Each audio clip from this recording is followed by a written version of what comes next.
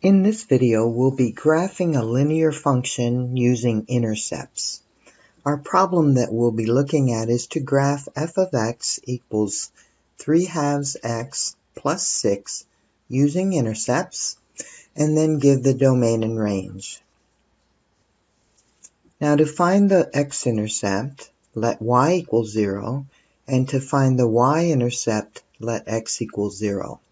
So for our function, f of x equal 3/2 x plus 6, let's rewrite this with y in this spot instead of f of x. So our equation then is y equals 3/2 x plus 6. Now let's find the x-intercept first. So we'll let y equal 0. We have 0 equals 3/2 x plus 6. Solving for x, we'll subtract 6 from both sides. These cancel, and we have -6 equals 3/2 x. And then to get x by itself, we can multiply by the reciprocal, both sides, so 2/3 on both sides. And these will cancel, and we have x is equal to a -4. So that's my x-intercept. Now let's find our y-intercept by letting x equal 0. So again, we're going to take this equation. We have y equals 3/2 x plus 6. But x now is going to equal 0. So y equals 3/2 times 0 plus 6.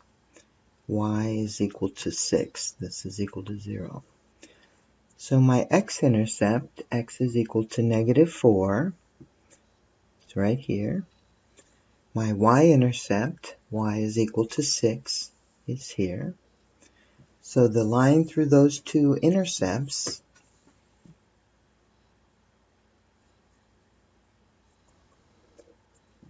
is the graph of this function. Now, graphing using intercepts sometimes is not the easiest way, especially for this function. It's already in slope-intercept form, so I could easily find the y-intercept is 6, which we graphed here, and then the slope I could use down 3 and left 2. So down 3 and left 2 would put me at this point. But as an example of using intercepts, this is fine. Okay, we want to also give the domain and range. All linear functions have a domain of all real numbers and a range of all real numbers. So our domain we're going to show as a -infinity to +infinity, and our range is also all real numbers, so -infinity to +infinity. The only linear equation that does not have a domain and range of all real numbers would be if you have a vertical line, in which case the domain is just that number that the vertical line passes through.